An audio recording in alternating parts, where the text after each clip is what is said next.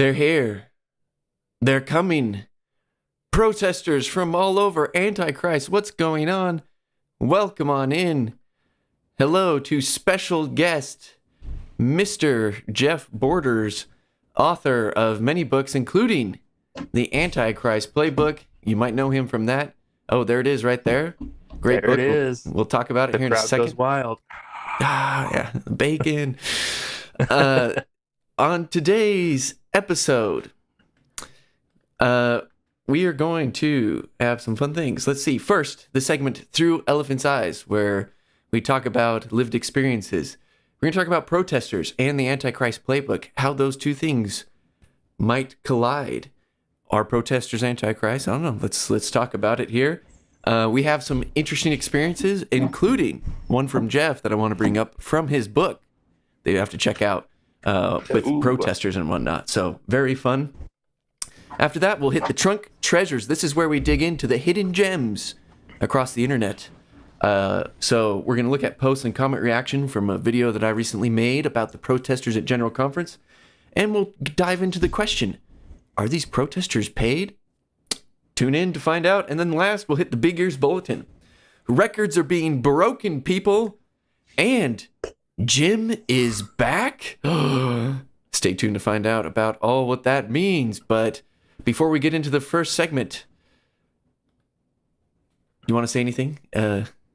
Jeff? Pastor Jeff? Oh, so much. Pastor Jeff has so much to say. I'm just happy to be here. Happy to talk about the book. Happy to talk about anything, really. Like you said, I'm actually a fiction fantasy author before I wrote this book. So I'm just out there trying to be an instrument for God, trying to put some good out into the world. Heck yeah. If anybody, and you got a weird flag behind you. I thought it was Ireland, but I was Irish. Wrong. No, you're wrong. You're so wrong. Yeah. That is Côte d'Ivoire, or the Ivory Coast, and that is where my son is serving right now. He's a year in. He's in I'm going to totally butcher this village name, but I think it's Jekino. It's outside of the capital city of Yamoussoukro. So he sounds made up. He's just a year in. It totally is made up, and it looks made up. And he always says that, Dad, I'm not seeing like the wild animals you see on safari. So he's seeing like goats and cows, chickens. Like he's like, there's plenty of wild animals, just not what you would expect. Yeah, he's not in the safari area. That's for sure. All right. Well, let's get into this first segment because I want to talk to you about protests and the Antichrist Playbook. So this is our lived experience through Elephant's Eyes. I said it through Elephant's Eyes. And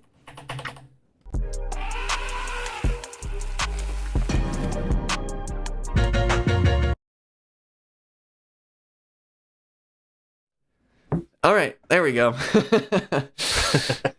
Okay, so if you're a subscriber to the channel or a member to the channel, you might have seen this video that I released just yesterday where I kind of told some of my stories about experiencing the anti-Mormon protests both outside of General Conference and inside of General Conference.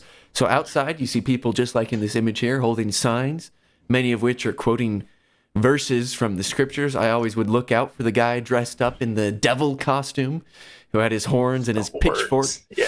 Yeah. But then I also touched on something that I experienced attending conference even after I got inside one time. I had lower bowl tickets, people. Expensive tickets. Hard to come by. Yeah. My gosh. They weren't that lower. Technically they're lower bowl, but it's like, I'm not one of the relatives of the general authorities, so no, it wasn't that close. But on the lower bowl, there were people in the back that during the sustaining of the first presidency shouted out very loudly, "Opposed, opposed." You can hear it on the video. That was back in, I want to say 2016, 2015, somewhere in there. And I remember watching that on TV. Oh, could you hear it? Do you remember having a reaction to it? Or are you just like, oh, did I hear something? Yeah, well, we heard it. We're like, did I hear what I thought I heard? Because it didn't come through as loud on TV as maybe what you heard. But it was clear what I thought I was hearing. And my wife's like, yeah, that's what we heard. No, it was super loud in there, and they weren't near any microphones. So whatever they said, the fact that it got picked up was pretty astonishing. But they were like in the back. I didn't see where they were. They're in the back on the lower bowl, and there's a group of them just yelling, "Opposed, opposed, opposed!" And no, they did not shout. No, LDS TikTok. Hello, Kiori. Hello, LDS TikTok. No, they yelled opposed.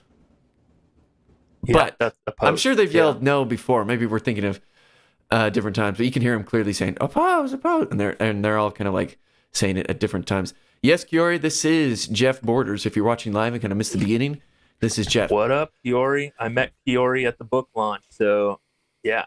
Oh, nice. Good yeah. guy. Kiori is writing his own book, if he didn't tell you about it. But, cousin. Are you guys cousins? Or who's he? I probably. Who knows? I can't remember. Okay, but speaking of your book, The Antichrist Playbook, so I was reading it over this weekend. Turns out it's a pretty short book, so great. Oh, his wife is my ninth cousin. Cool. Yeah. Great book.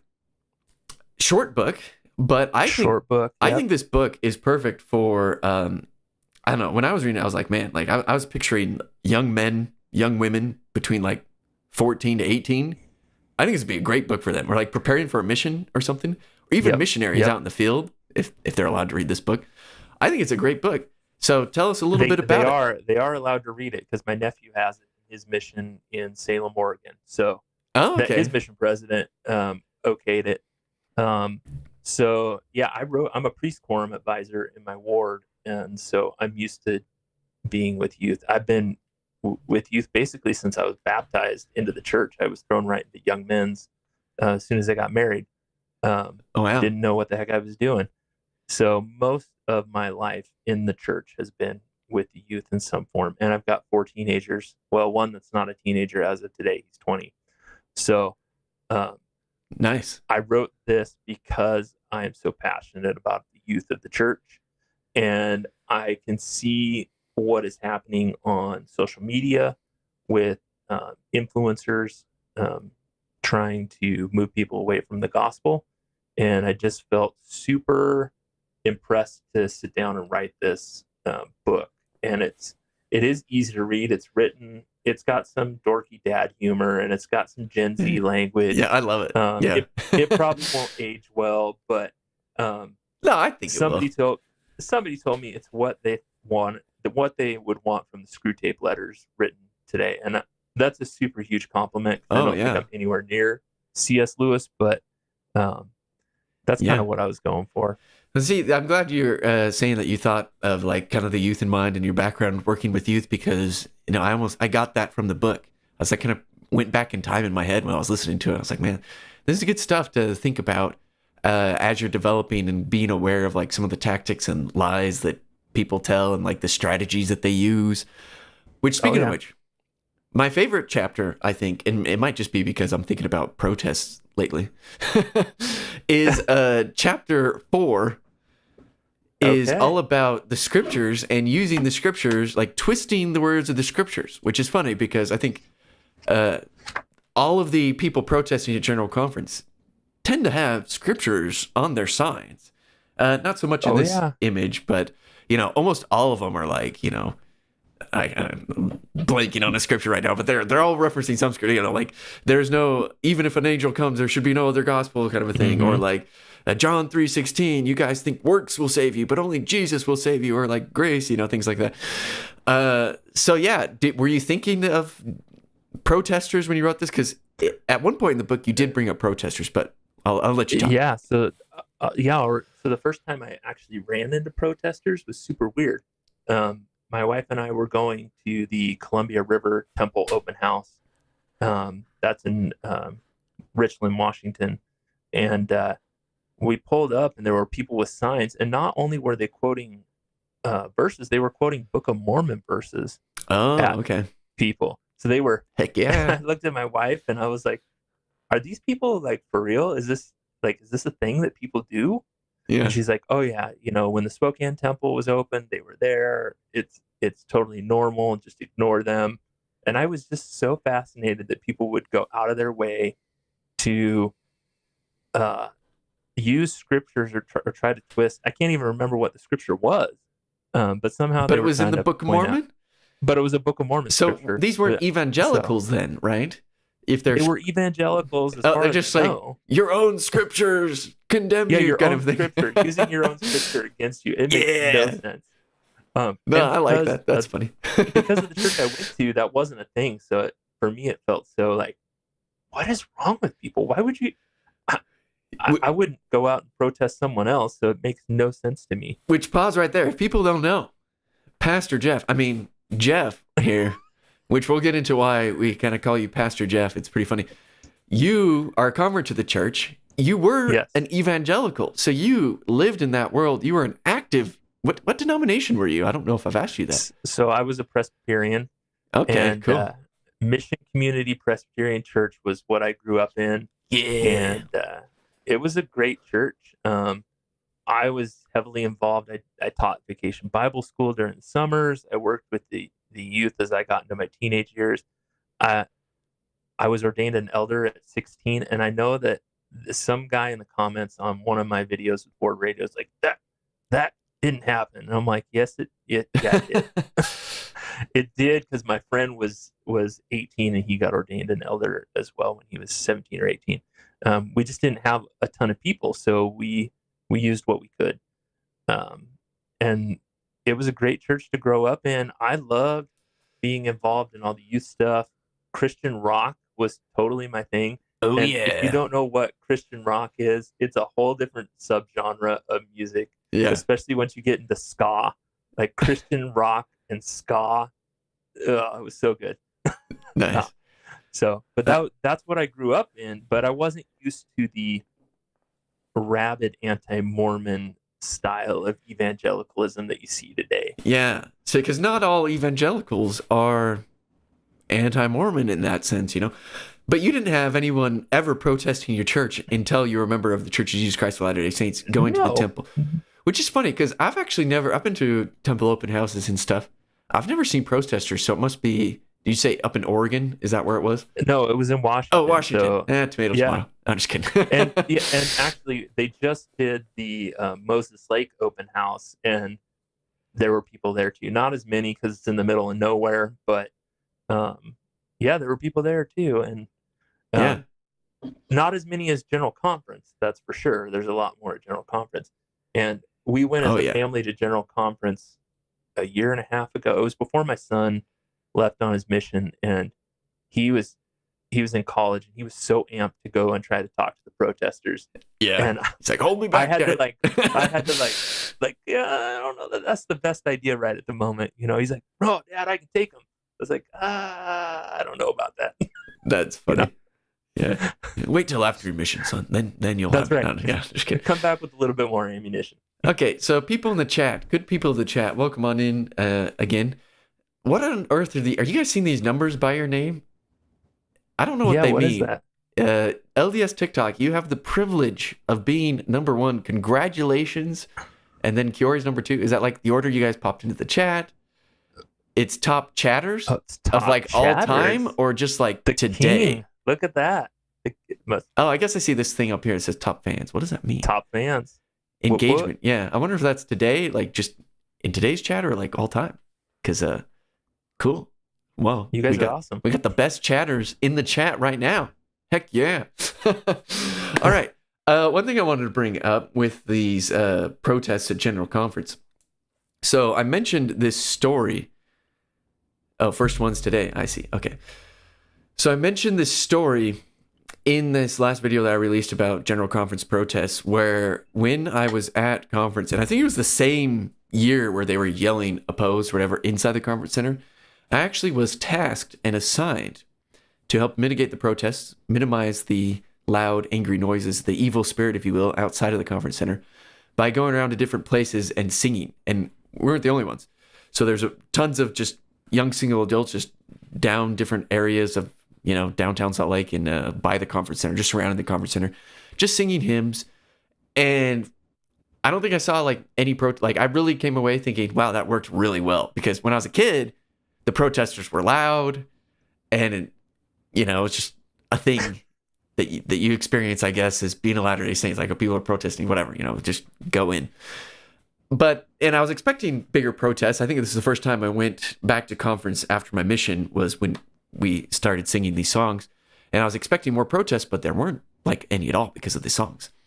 So my question to you, last time you went to conference, were there people kind of singing in the street to help mitigate protests?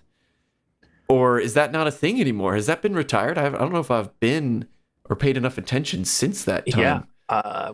Well, we went, that Temple Square was obviously closed. So there was a very limited area of walking. There was no singing that I heard. That would have been awesome if we would have heard it. But I think because Temple Square was closed and everyone was funneling, there was just already a bunch of traffic and commotion and talking that, yeah.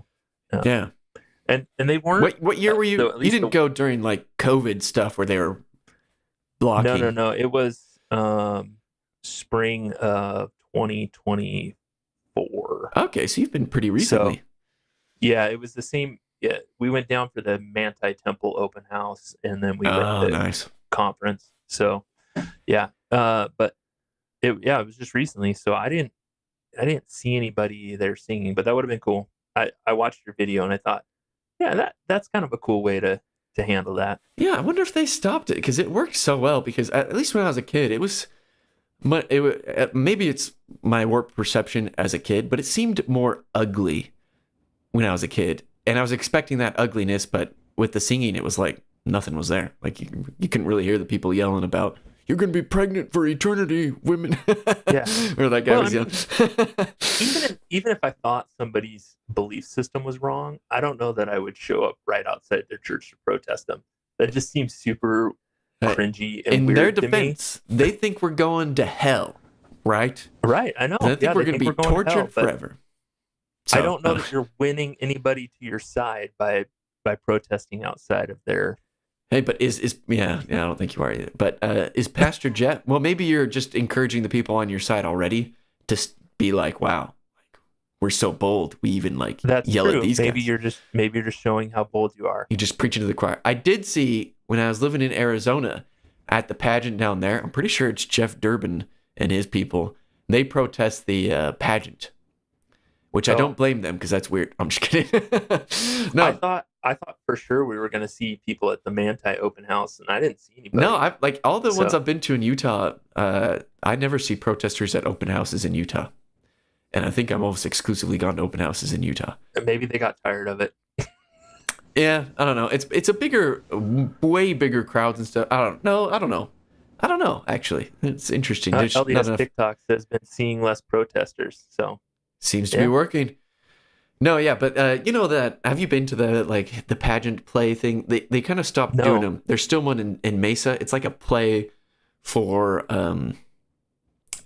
was it Easter or Christmas? No, it's Easter. Was it the Mesa Easter pageant? The Mesa Easter pageant. Yeah, I went to that at least once, and there's people protesting that. It's not my thing, but it's pretty cool.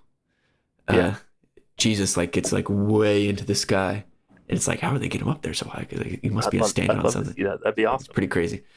And some singing and stuff. Anyway, it's kind of cool. It's out on the lawn of the Mesa Temple, but protesters there for sure. Jeff Durbin people, because I think he's down in Arizona. So hey, that sounds right. Yeah.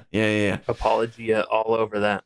So if these protesters got a hold of your Antichrist Playbook, would they say, "Wow, I'm guilty of some of this stuff," or do they think they'd be like, "Wow, this has nothing to do with us," or like, "Wow, they got the wrong Jesus. They got the wrong we are Antichrist, just the wrong, the wrong Jesus Christ, not the real Jesus." I don't know. What do you think they would think if they read your book? I think they would call it propaganda for the church.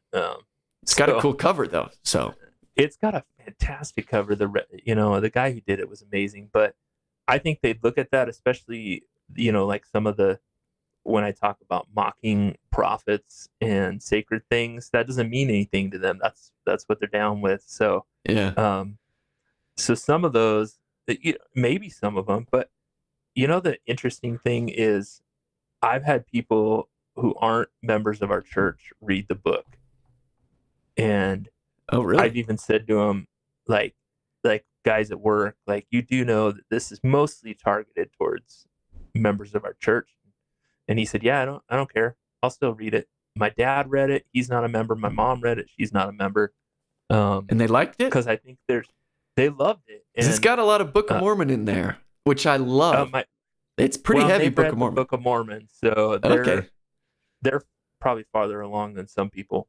Nice. But I think that you could probably get something in it, because I think the thing is, and I point this out at the end, that you can't always see this. It's not just in other people. Sometimes it's in yourself, and you can see these patterns in yourself. Yeah, no, and maybe totally. you can reevaluate what you're doing. So I think that's a great reason to read the book too, because you're absolutely right. There's a lot of like self-reflection that can happen. I definitely was thinking like, man, am I the Antichrist? Kiori wants to know how much the church paid me to write the book. So they didn't pay. They gave you a tithing voucher, right? Just like you don't have to pay tithing for the next 10 years or so. I'm just kidding. Yeah, whatever the royalties. I'm like Scrooge McDuck swimming in a bank vault full of money. Yeah. No, we're joking, right? I'm joking. You're okay. We're totally joking. I didn't get published by the church, so that should tell you something. Yeah. I'm not even a Deseret book yet, so I'm not even not yet, officially sanctioned. Working on it, right? Yeah. We just got into Cedar Fort, so it's a process. So. Yeah. I know you're joking, Kiori. I know you're joking. No, it's just having fun. All right. So let's get into the next segment, which is going to be Hidden Gems, where we react to the hidden comments and fun reactions to all across the internet, and particularly in the realm of the Church of Jesus Christ of Latter-day Saints. And my button's not working again, so hold on.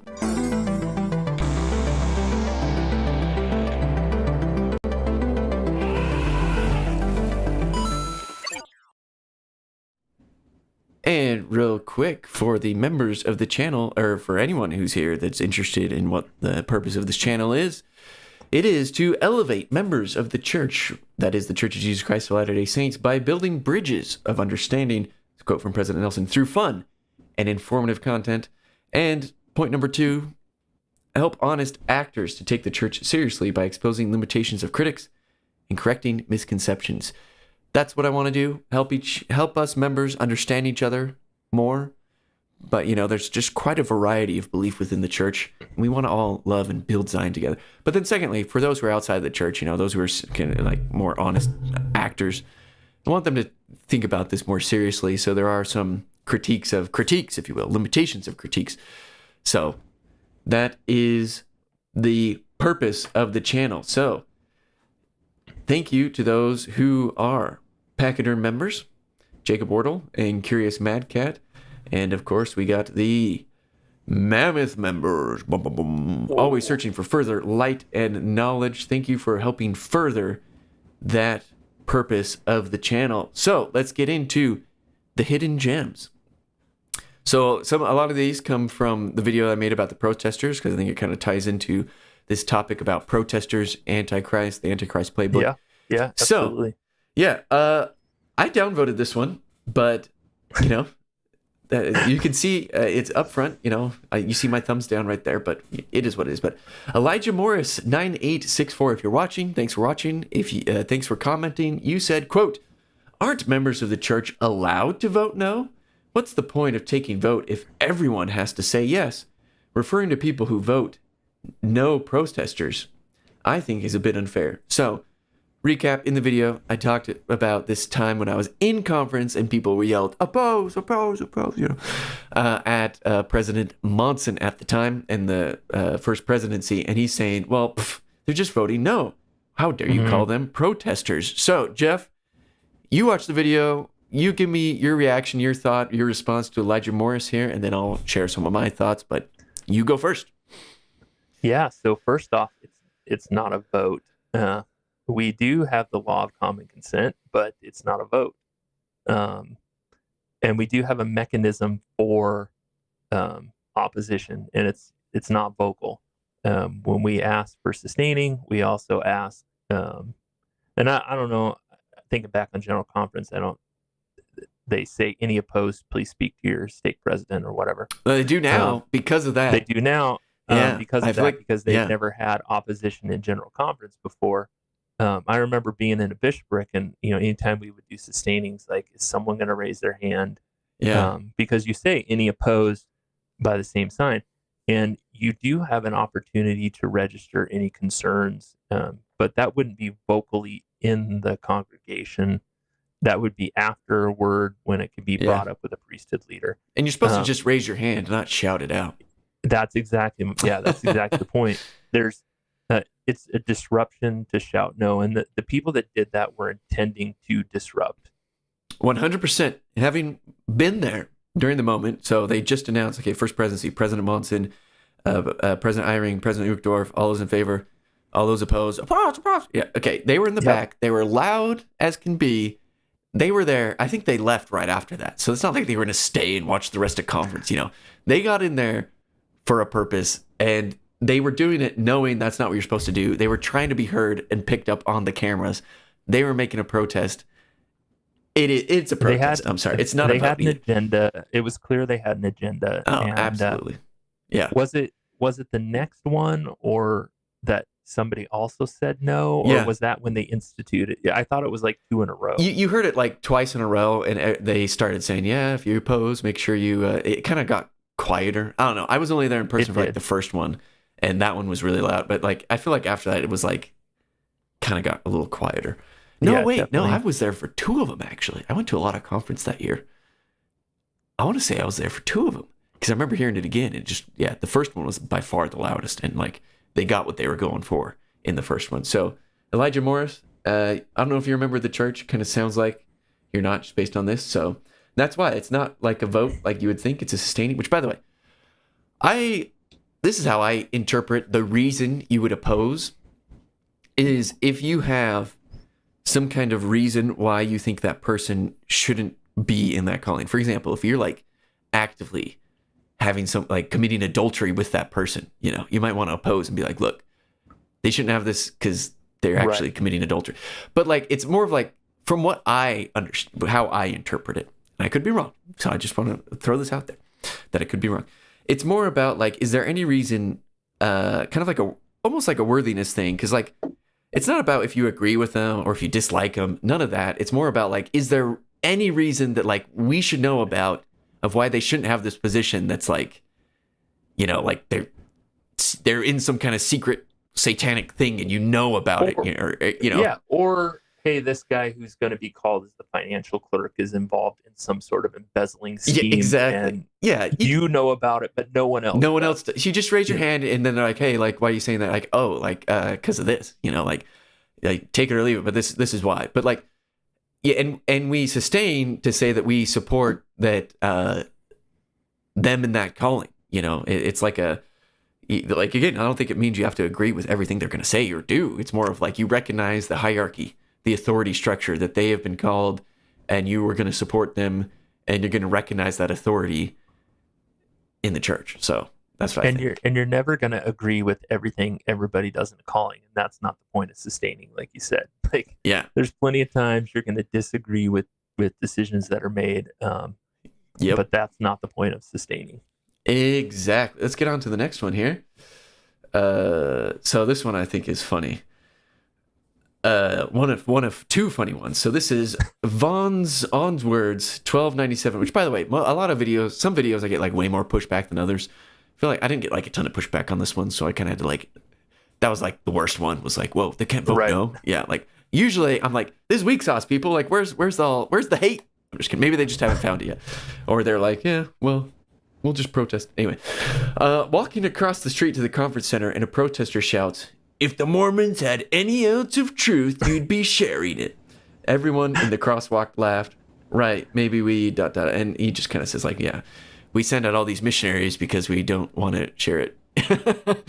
Like, hey, walk into the conference center with me. Yeah, exactly. It's pretty funny. That's funny. And I swear I've heard things like that by some of the people yelling that like I've never seen anyone really be fazed by these protesters. So things like that just kind of make people chuckle. Like, yeah, like we're very comfortable with the idea of being protested. It's weird that we're weirdly comfortable with it. Sorry. We've grown a thick skin because we're used to people trying to disrupt us and protest us. That's a weird thing about our culture. Yeah, but check this out. This might explain why. Brian Hagan, 9244. I thought this was funny too. These people don't realize we've been taught the tree of life vision our entire lives. We laugh at the great and spacious building clowns. So, like, it's not only that, but like, we get taught all about like the great and spacious building, people pointing, yelling, mocking. It's like we've been prepped for it this entire time. So it's like, no wonder why it doesn't faze us. We read even the people who don't finish the Book of Mormon at least read that story because it's like, what, First Nephi 8 or something like that. So yeah, we made it that far. We at least made it that far because it's pre-Isaiah chapters. So, it's probably read it more than once. Probably, yeah. So I thought that was funny. Thank you, Brian Hagan 9244. If you watch this, your comment was in here. It's awesome. And last one that I wanted to talk about, which is quite interesting. This wasn't the only person to say it. Mr. Vigilant1, thank you for commenting on the video. You said, quote, they are paid to do it, meaning the protesters are paid to do it. So, like I said, not the only person to say that they're paid to do it. Any thoughts? Jeff? I have no proof to that, but I wouldn't put it past, certain churches to hire people to come in and protest. Could be, but I mean, aren't they just kind of like pushing? I mean, it's still someone protesting. They're just doing it by proxy instead of being there. Exactly. They're paying someone else to be there. So if that is the case, I don't think it changes the fact that protests are happening, but I don't know if there's any evidence of that. Not that I've seen. So I'd be curious, like, where this is coming from. If it's just people saying it to be funny, or if they like really believe people are being paid. Maybe there is like known cases where they are being paid. I mean, it doesn't sound. I think fine. It sure doesn't look like it's. I mean, like I said, there could be. The people that I see out there don't look like they're making a ton of money to be there. Yeah.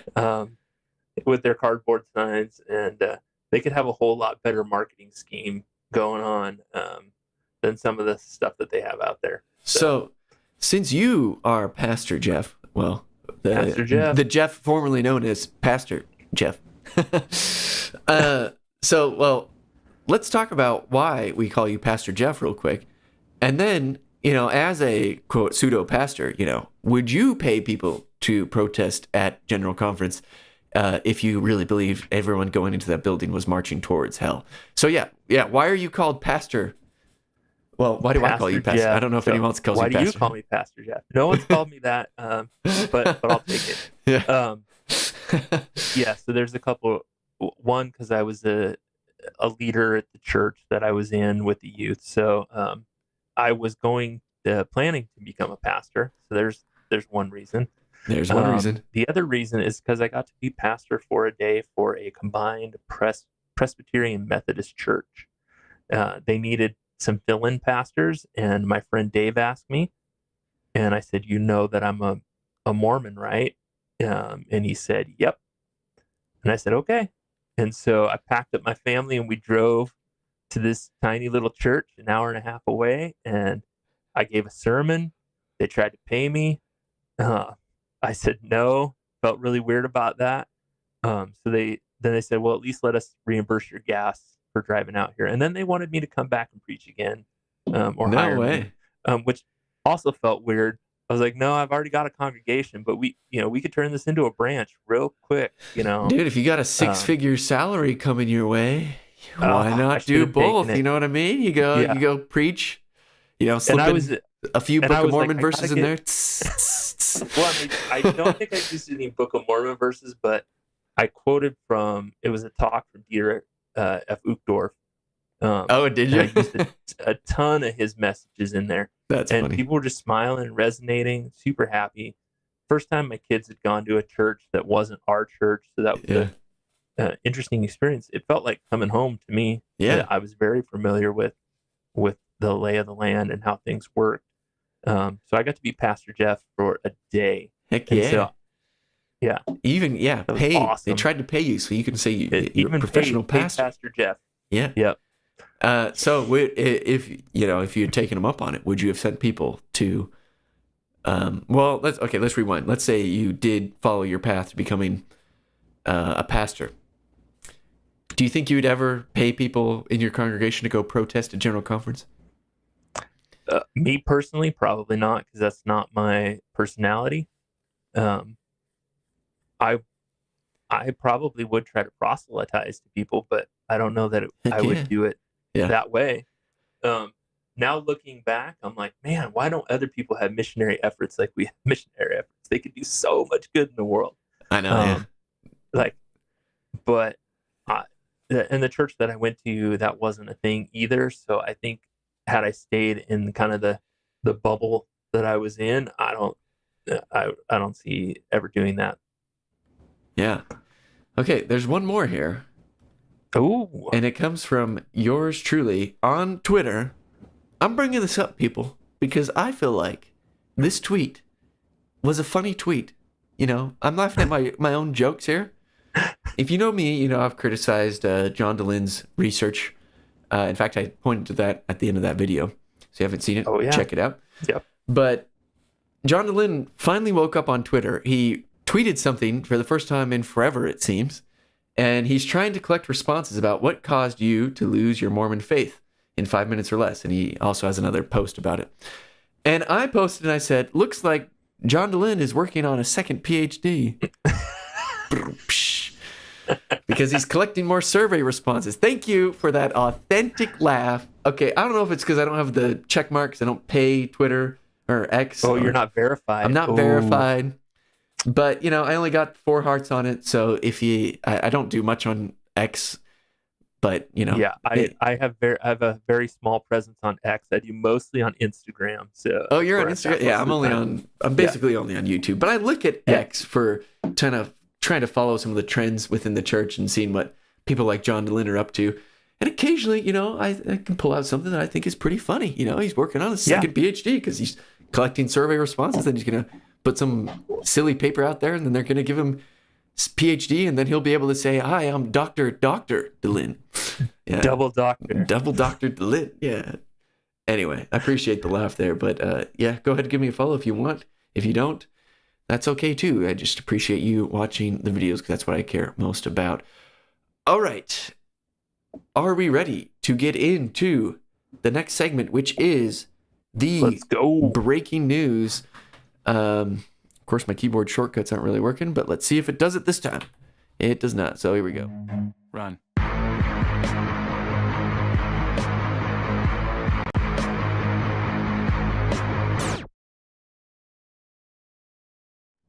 Okay, first, right here. Records are being broken, people. This comes from the Deseret News.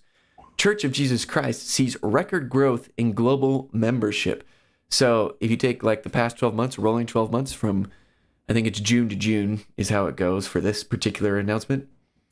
From June to June, this is the most baptisms in a 12-month period in the history of the Church of Jesus Christ of Latter-day Saints.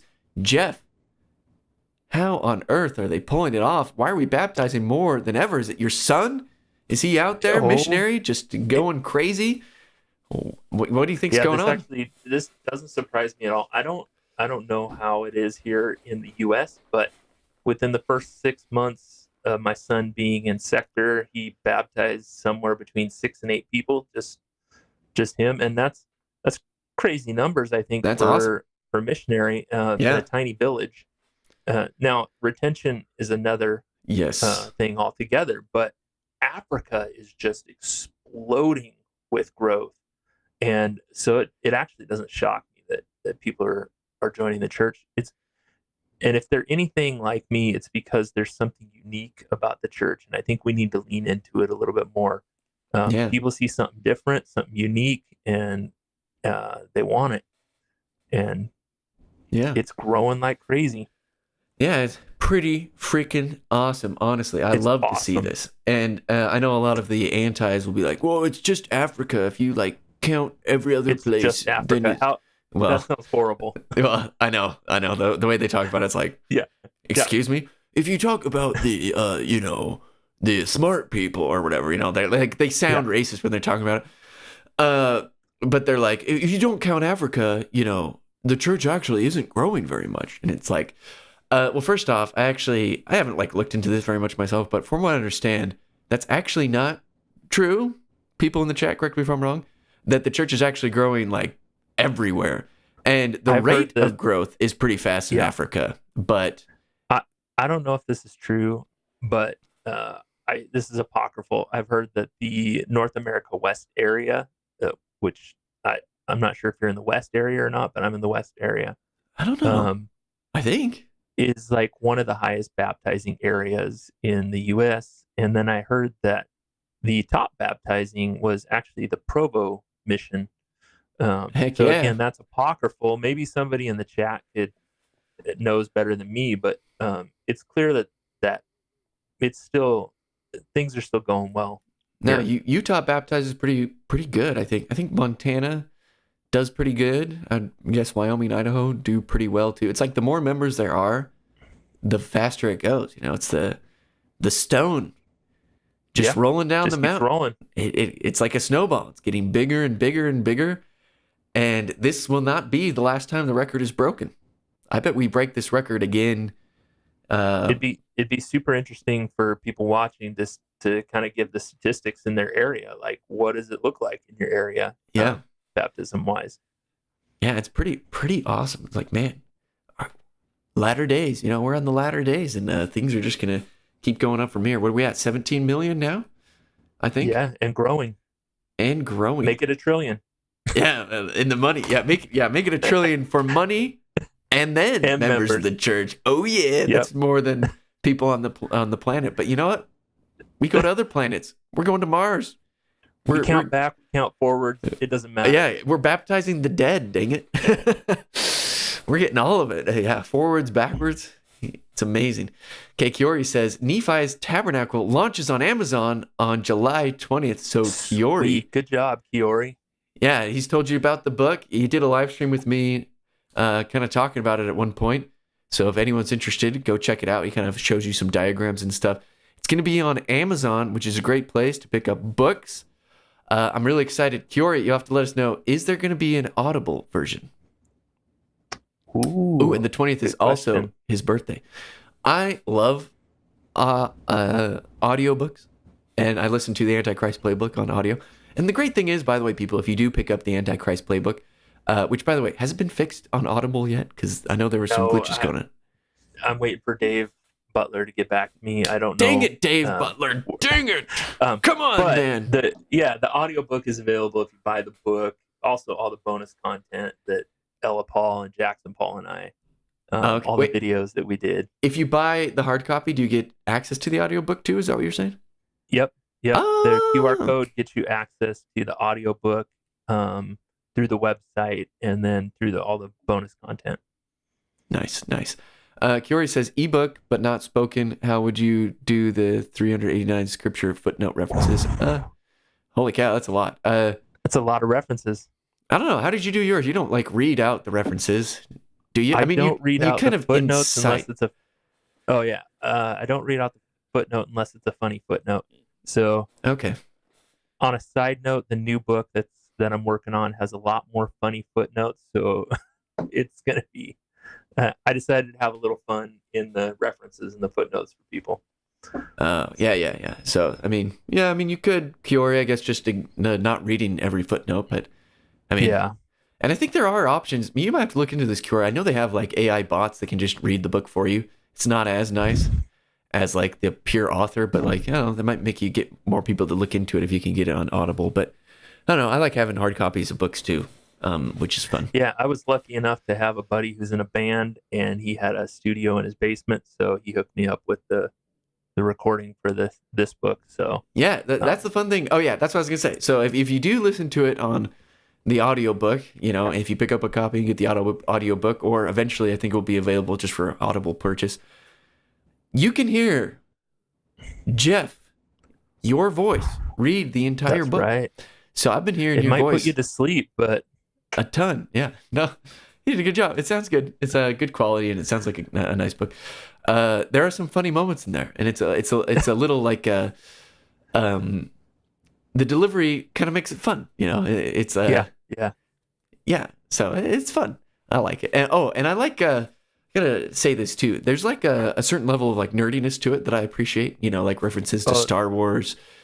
But there's also some sports stuff in there too.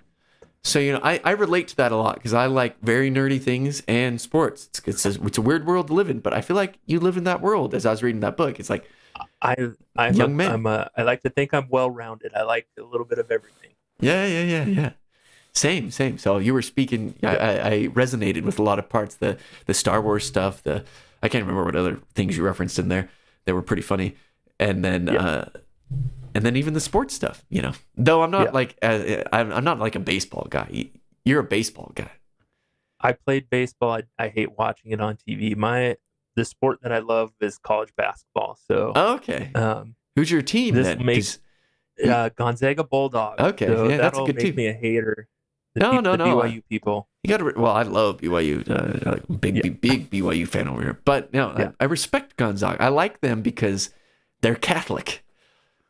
I like the religious schools. Something about it, like in this world of like this prestigious academic stick up people's butts, and like this woke ideology that all of the universities have, even the religious ones, but not as bad because they at least have some. Speaking of protests, sorry, Gonzaga, when they played BYU, there were some guys who dressed up like missionaries. Yeah, they didn't do the whole chant against them, but they dressed up like missionaries with helmets in the student section. So San Diego State used to do that all the time to BYU back in the day. It's kind of funny though. I don't think it was a funny protest. How about that? Yeah. I'd rather that than them saying "blank the Mormons." Yeah, exactly. So, yeah, that's pretty funny. Okay, so this was only the first half, the record-breaking news, but there was also one other point of breaking news coming out. Dun dun dun. Jim Bennett, the man in the Tabernacle Choir, he runs a podcast that's called, I can't remember what it's called, but someone can tell me if you remember what it's called. I've never listened to it, to be honest. But an important voice, whether you like it or not, in the church online sphere, Jim Bennett, has returned to X. He'd been gone for a while. I think he left after Trump got into office, and now he is back. He'll be back, and he is. So, Jim Bennett, what are your any thoughts on? Do you know much about Jim Bennett? Have you followed him at all? He did what a lot of people consider to be a really good rebuttal to the CES letter, which I think has been even updated a few times since his original, and it can still be found online. He kind of gets into some controversy, being more of a quote unquote progressive member of the church, and kind of being the outspoken against the MAGA people in the church, I suppose. And on top of that, some of the theology kind of, I guess, differences that are in there. So, your thoughts, Jim Bennett? Do you know much about Jim Bennett? If I'm being perfectly honest, I haven't read any of his stuff, but I have seen some of the debate he had with Jacob Hansen. Fiery debate. We did a live stream about that. Fiery debate with Jacob Hansen. And I think I saw him on. Was he on an episode of Word Radio? Did Carden interview him or something? He was on Word Radio a while ago. I wasn't aware that he left X because of MAGA or Trump. Is he not aware that Trump is still in office? No, he is. He just decided to give it another go. I meant to screenshot his statement about coming back, but he was basically like, "I'm going to try it out again," because he's also pretty like outspoken against quote unquote DesNet. Okay, yeah, and like I said, I don't know anything. I don't want to say anything bad about him. If he debunked the CES letter, that's awesome. Yeah, totally. But I just hope we don't know. Yeah, go ahead. Oh, I was gonna say I was just gonna... I don't want us to scare him off again. I'll say that. No, go ahead. Welcome back. Yeah, I mean, Twitter, I mean, X is a nasty place. It's a nasty place. Surely he knows that. I mean, he left for a while, which is funny. 'Cause, like, I don't know why. Like, you don't have to come back. So maybe for his own mental health and for all of our mental health, we should leave X. But I'm glad he's back because I think he represents a certain faction within the church that otherwise doesn't have much of a voice or people willing to talk about it.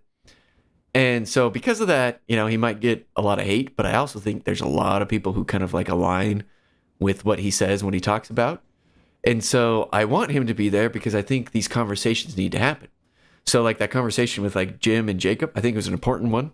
It's unfortunate that it got so heated and was pretty kind of uncomfortable to watch at times. But it was a fun one for sure. But I think those conversations need to happen. And they're not going to happen if people are bullied out of places and like hide away. Like if Jim leaves, then who else are we going to talk to this stuff about? I'm thinking a lot about LGBT issues in the church or like that kind of tension that's going on. And I think, there needs to be people who represent different thoughts so that this can be, I think, solved is the word I'm looking for. Because... like you've seen on this channel, I want people to understand each other better. That means like there's people who I disagree with that I want to understand better, but I want everyone to realize where we're coming from and hopefully get to a closer place towards truth, towards Zion, towards appreciating, loving each other while not sacrificing anything when it comes to doctrine. But like just, there is different interpretations that are out there, and to pretend like they're not out there, I think is a problem. And so we might as well talk about them. I think Jim represents some of those different interpretations on things. So I hope he doesn't get scared off. So anyone listening, don't scare him off. He's a little fragile. He left. He'll leave again. Let's keep him there. Hey, Jim, if you're listening, welcome back. Welcome into the boat. I know plenty of progressive, if you want to call it that, progressive members of the church. And hey, we want you here. We need you here. And I don't have a problem with anybody who has a different opinion on stuff. I'd rather have a discussion with people if they're going to be honest actors, as long as you're not trying to tear people out of the church or tear down the church. Hey. Be with us. Link arms. Yeah, totally. And I think, he isn't trying to tear people out of the church. I don't think so. So I don't get that feeling just from the little bit that I saw. So yeah, there's definitely things I very much disagree with him on, but I don't think he's trying to tear people out of the church. He sings in the choir too. In fact, the Tabernacle Choir, here's another bonus breaking news for people who didn't pay attention, on Sunday gave their 5,000th episode. Whoa. Can you believe that? 5,000, and they only do it weekly. It's a long. I think they've been doing it since the 20s. So it's been like 100 years. The 1820s or the 1920s. The Tabernacle Choir, and he sings in it. And I was watching that broadcast because it was pretty cool because they're celebrating the 5,000th episode. By the way, I'm old enough to remember when they celebrated the 4,000th episode. So, yeah, which means I'm probably way older. I'm showing my age. That's pretty crazy. No, but the. No, wait, LDS TikTok. No, Jim did not leave the church. He left X. And came back. No, but he's still singing in the Tabernacle Choir. And I saw him this time, which is funny because he famously says that he never gets seen because he's in the back. I understand him. He's pretty tall or something. It's because they're always focused on mustache guy at Chatham. Sorry, his name's Chatham. Do you know the guy with the mustache? There's a few guys with the mustache. Well, he was the first one to have a mustache. We call him Brad.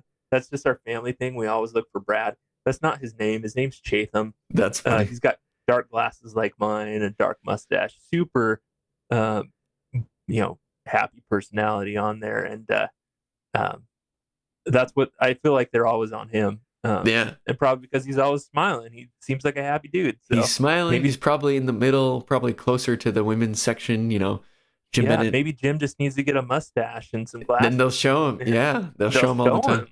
No, but they did show him this time, and he is like the very top in the back.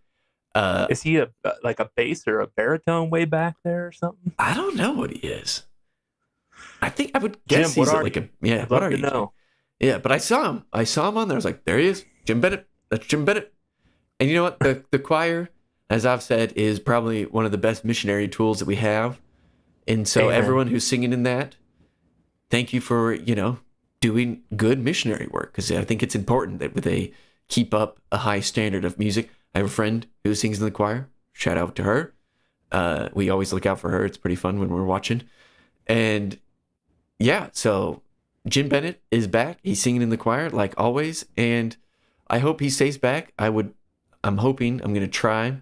So coming up on the channel, as we're kind of wrapping up here, there's going to be some fun things coming up. You'll want to be subscribed. So first off, I just finished recording something fun with Jeff.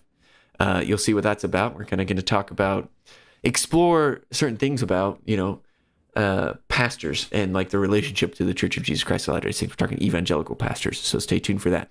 I got some other collaborations with people you'll recognize that are coming up that I'm really excited about, but I'm going to hold off on announcing on who that is. And there's other things that I have in the works that I'm already, trying to plan out that are coming up as well. Lots of exciting things. So make sure that you hit that subscribe button. If you can, share it with someone you think, would want to see some of this content and benefit from it. I'm trying to build and create better products at every turn. So anything that is made from like ads or something or super chats just gets reinvested into the channel for a better product. And hopefully you're starting to see some of the fruits of that. I think it's getting a little bit better over time. And that's really exciting. But anyway, any last words? Jeff, formerly known as the pastor. Jeff. Are we already done? I know. That's we're hitting the crazy. top of the hour already. And it was fun. Last words. Hey, check me out on Instagram, Jeff Borders Books.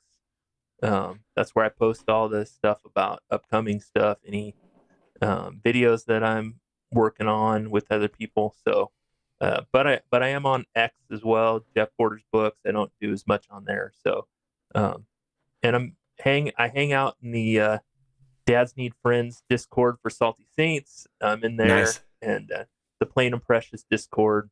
Also hang out in there and answer questions. So Yeah. And you can find his book at plainandpreciouspublishing.com. I think you just Google it. It pops up number one. yeah, you can just Google it. It'll pop right up. Again, it's a really fun read, a good, entertaining read. I'm going to sneeze. Excuse me. Hopefully that wasn't too loud for the listeners. That just came out of nowhere. But yeah, it's a fun read. If you have like young men, young women, I think especially young men, I think speaks a little bit more to young men, in my opinion. Yeah. But Can I put a plug in real quick? Yeah. One more. Yeah. They sell it in a bundle option. Oh, do they? Discounted bundle option, 3 books, 5 books. So if you wanted to get it for your quorum or your bishopric or your young men's leaders, discounted bundles. So yeah, it's a great book, I think, to read prior to a mission at any point that you're wanting to read it. But even after that, like I enjoyed listening to it, and there's a lot of self-reflection, a lot of things that are like, yeah, that's true. And if you love the Book of Mormon, like I do, you'll be pleased that it just quotes the Book of Mormon like many times, and like teaches. I feel like the basis of the teaching all stems from the Book of Mormon, which is really cool and refreshing. I think that the Book of Mormon can be used like that because it just re-emphasizes how awesome the Book of Mormon is. But yep, there we are. Thank you, everyone, for listening. Angela Lewis says, I have 8 nephews. I'd better get it.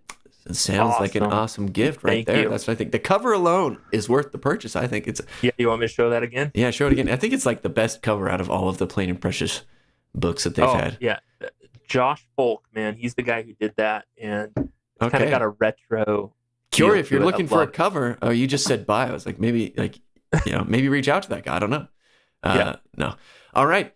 Thanks for tuning in, and we'll catch you in the next one.